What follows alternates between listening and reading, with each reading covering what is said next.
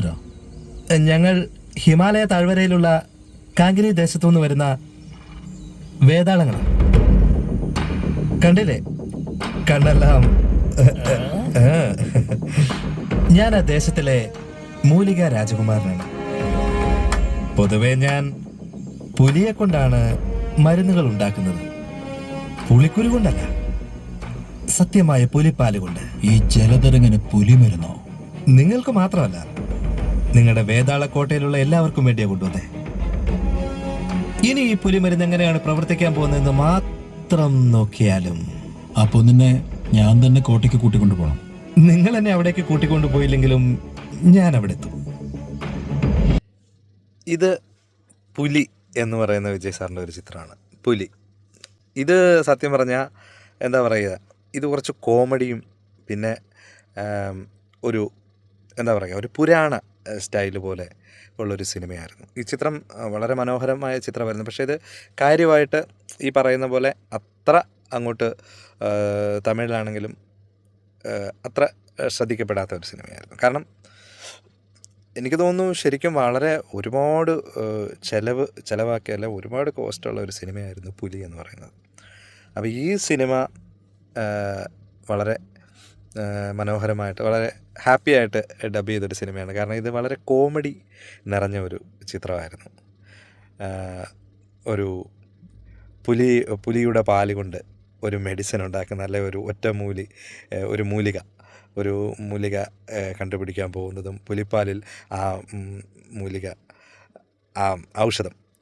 ഔഷധം തയ്യാറാക്കാൻ വേണ്ടി പോകുന്നതും. അത് ആക്ച്വലി അതൊരു അങ്ങനെ ഒരാളായിട്ട് വിജയ് ആ കോട്ടയ്ക്കുള്ളിലേക്ക് പോകുന്നതാണ്.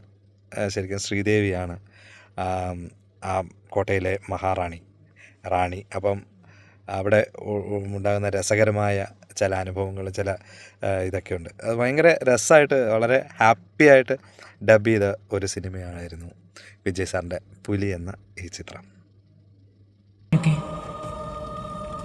പരിതാപം തോന്നില്ല കണ്ടിട്ട്. അപ്പൊ നമ്മളെ ഒന്നും ചെയ്യില്ല. ഇതെന്താ ഇവിടെ? ഈ അമ്മച്ചി മഹാറാണിയാണ് അതോ മന്ത്രവാദിയാണ്? ഞാൻ പറഞ്ഞില്ലേ, ശരിക്കും പറഞ്ഞാൽ ഭയങ്കര കോമഡി ആയിട്ടാണ് ഈ സിനിമ. ഭയങ്കര കോമഡിയായ സിനിമ. പക്ഷേ കാര്യമായിട്ട് അങ്ങോട്ട് ഈ പറയുന്ന പോലെ ഒരു വിജയ് പടം അല്ലെങ്കിൽ വിജയുടെ ചിത്രം പോലെ അങ്ങനെ ഒരു എന്താ പറയുക, അങ്ങനെ അങ്ങോട്ട് ശ്രദ്ധിക്കപ്പെട്ടില്ല ഈ സിനിമ. ഈ ശ്രീദേവിക്ക് ഡബ് ചെയ്തത് എൻ്റെ വൈഫ് തന്നെയാണ്, ജോളി ഷിബോണ് ഡബ് ചെയ്തത്. അപ്പം ഞങ്ങൾ രണ്ടിൻ്റെ ഒരു കോമ്പിനേഷൻ സീൻ ഇതിനകത്ത് വരുന്നുണ്ട്.